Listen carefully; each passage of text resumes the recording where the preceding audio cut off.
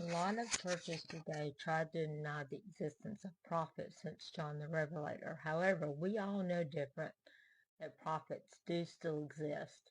Just make sure when you are discerning prophets, make sure that you are discerning that they are an actual biblical prophet. The first key to this is in 2 Corinthians 5:18 through 19. All this is from God, who reconciled us himself through Christ and gave us ministry of reconciliation, that God is reconciling the world to himself in Christ, not counting people's sin against them. These verses emphasize that reconciliation is God's work through Jesus Christ. The second point is Ephesians 2:13 through 16.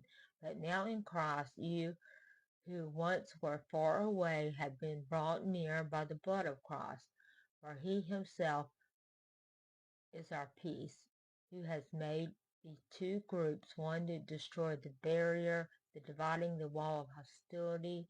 The passage speaks of Jesus as one who brings reconciliation and peace between different groups of people, between humanity and God. The third point is Colossians 1:19 through 20. For God was pleased to have all the fullness dwell in him, and through him he reconciled himself all things, whether these things are on earth or in heaven, by making peace through the blood shed at the cross. The verse highlights Jesus' role in reconciling all things of God.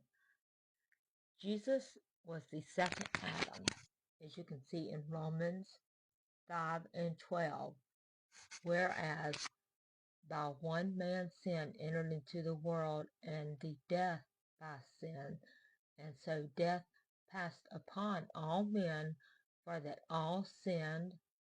13, for until the law was in the world, but sin was not imputed when there was law. 14, nevertheless, death resigned from Adam to Moses, even over that had not sinned, after similitude of Adam's transgression, who is figure of him that was to come. 15, but not as the offense, so also is a free gift.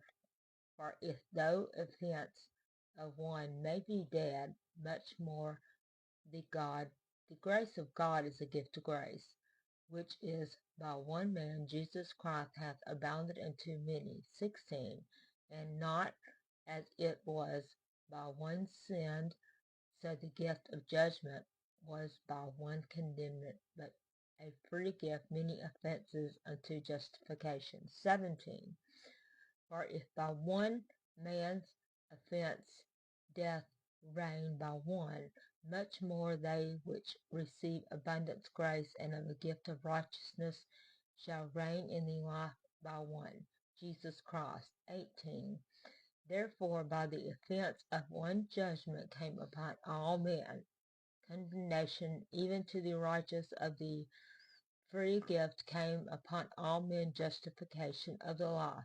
19, for as by one man's disobedience many were made sinners, so by the obedience of one shall many be made righteous. Make sure you follow for more about the prophets of today.